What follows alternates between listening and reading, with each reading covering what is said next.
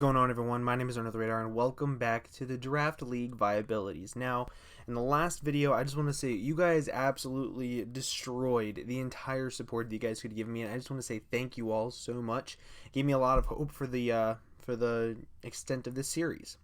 Another thing that I really seemed to get a lot of was the comment section feedback. That made me extremely happy. So if you guys could keep giving me your opinions in the comments below, I would appreciate that so much more than you guys could ever understand. And one more thing, before we get into the actual video, I just want to say that next week I'm going to be having a guest with me, because sometimes like the interaction can be a little bit more entertaining than just me talking by myself, but I think that it'll be a lot of fun and I'm really excited. I'm really looking forward to it. But now that all that stuff is out of the way and we ain't got to worry about it and all this kind of stuff, we're going to actually be talking about Crobat today.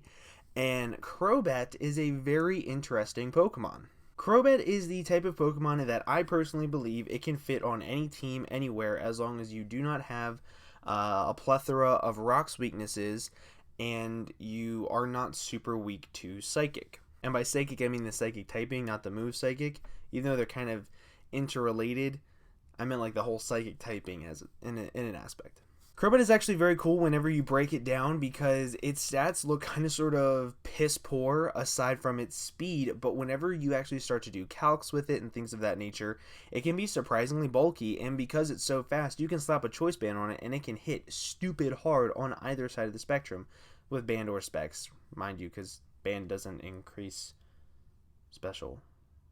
Yeah. So I think that Crobat fits on basically any team because it can go with any style of play that you want. It's fast enough to where it can fit hyper offense, and it's bulky enough to the point to where it can fit on a stally or bulky offense sort of team just because of its base stats. And having the poison typing also really helps with that, because on a lot of stall and bulky-ish teams, Trick and Taunt seem to be very abundant whenever you are playing against them. So it can really be good for as trick bait, because it can carry Black Sludge instead of leftovers, and whenever it gets tricked, your opponent's now taking damage instead of receiving damage. So that's really nice for the poison typing in general. It's just really cool that Crobat gets it. It also is very good on stall, because of the fact that it is so fast. It acts as a very good stall breaker. So if you're bringing a stall team and you're facing another stall team, it works very well to go ahead, taunt it, U-turn out, and go into something that can counter their stall. I think it's probably one of the best stall breakers in the entire game. Another thing that makes it really cool in general is the fact that it gets U-turn. A lot of super fast mons that get U-turn are kind of sort of overlooked. For example, Excelgor. It's kind of sort of overlooked in the draft format just because it doesn't have the best other stats aside from speed. However, I think Crobat is probably one of the best fast and mediocre speed tier mediocre stat aside from his speed, if that makes any sense. Crobat also fits on very hyper offensive teams, because if you are bringing hyper offense, more than likely you're bringing Volt Turn. You're not bringing just Speedy Gonzalez a bunch of shit, because it doesn't mesh well. But Volt Turn on any hyper offense team is almost a staple, and because it has base 130 speed, it's very, very good for that. And as I was saying before, being able to slap a choice band on something is just perfect for anything. I think that it is honestly very, very underrated in the offensive aspect, because whenever you think of Crobat, you instantly think bulky bat, and it's a pain in the ass to take down just because of its typing. It's 4 times resistant to fighting. It's not weak to knockoff, so if you knock it off, it's not that big of a deal. It's immune to earthquake unless you roost. It has very few weaknesses aside from electric, ice, and psychic. Rock. There we go. The main bad thing that I can honestly say that I personally dislike about Crobat is the fact that it is almost always used as a defogger that is weak to rocks. While that may not seem like a massive deal to a lot of people, whenever you think, okay, I can send this in and I can live a hit and I can defog, taking 25% is a massive pain sometimes. Luckily, Crobat is fast enough to where it can get off the defog before it gets hit. It has reliable recovery. It has a bunch of other things to aid in its weaknesses to rocks, but it is a massive downside to it. Another really awesome thing is the fact that it's not just standard.jpg with its offensive prowess. Like, it has really good physical moves. It has Brave Bird, it has Cross Poison, it has U-Turn. That's about all you need for physical offense. For special offense, you can do another plethora of things. You can have Nasty Plot for special setup. It gets access to Giga Drain, Heat Wave, Air Cutter, Sludge Bomb. I think it gets Air Cutter. It might be Air Slash. I can't remember off the top of my head. But it gets a special Air Stab move.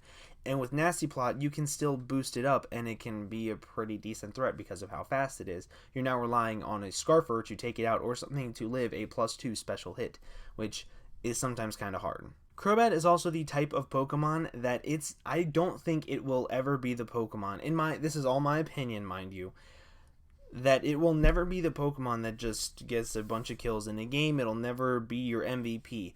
But because it has such a great utility moveset in things like Taunt, Roost, U-Turn, Defog, Super Fang, there's a lot of things that can just aid it for decent team support. However, if you already have a role like that, it can be an amazing sweeper late game because Brave Bird is very strong with its high base power and stab and things of that nature. But I don't think that this will ever be a mon that's just a massive sweeper. It's very good to get chip damage.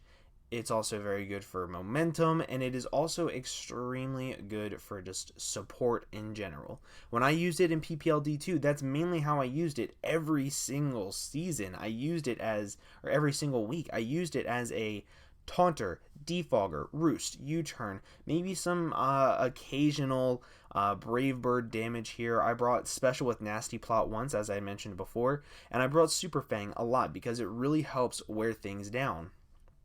It's also nice to know that your opponent has to bring a dedicated Scarfer to outspeed it. That's the amazing thing about very fast Pokemon like Excelgor, Crobat, Mega Lopunny, Mega Manectric, is they're now reliant on your opponent bringing a Scarfer or a setup sweeper in their speed stat, which I think is very key in the draft format. If you can grab a very high speed tier mon, and by high speed tier, I don't mean base 110, I mean 115 and higher, because once you get to 115, you're starting to get into the speed tier where not a lot of things hit it. Like, for example, you have things like Mega Houndoom, hits base 115. Crobat hits 130. Mega Manectric and Mega Lopunny 135. Excelgor 140. All these Pokemon are above this speed tier.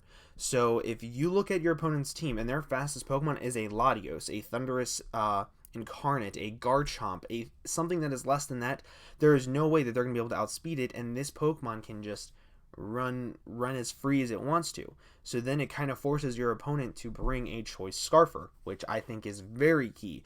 Anything that you can draft to force your opponent to play a certain way or to team build a certain way is an instant fantastic Pokemon in my opinion. While Crobat I have praised very, very highly in this video, it's because I think it might be one of the best defoggers. It might be one of the defoggers is kind of an overstatement because you do have things like Latios and Skarmory and Latios and things like that, but they're not fast, they're not Taunt, they're not U-Turn, they're not Stall Break. This Pokemon has so much utility with it that I think it could potentially be in the running for the best defogger in League format.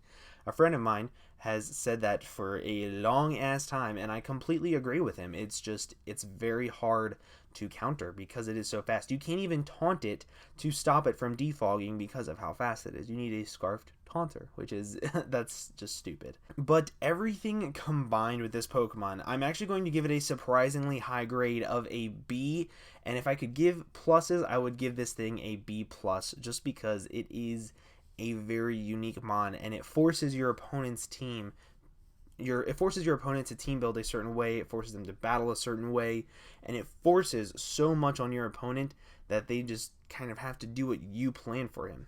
And that's the main thing that I love about Crobat. If Crobat had fallen to me in PPL Season 3, I definitely would have taken it. It's an amazing Pokemon. But make sure you guys leave your opinions down below for me, because I always love reading your opinions. I love reading all the thoughts behind it. I realize that sometimes opinions aren't going to be as unanimous as they were in the first video, but I think that this one might actually have a little bit of different opinions just because it is a Pokemon that not a lot of people use or like. But that is going to wrap up this video on Crobat. I hope you guys did enjoy. If you did, leave a like, leave a comment, leave all that other stuff, and share to your mama, your grandmama, and your granddaddy. And I hope that I will see you guys in the next video. Hope you guys have an absolutely fantastic day, and I will see you guys later. Bye.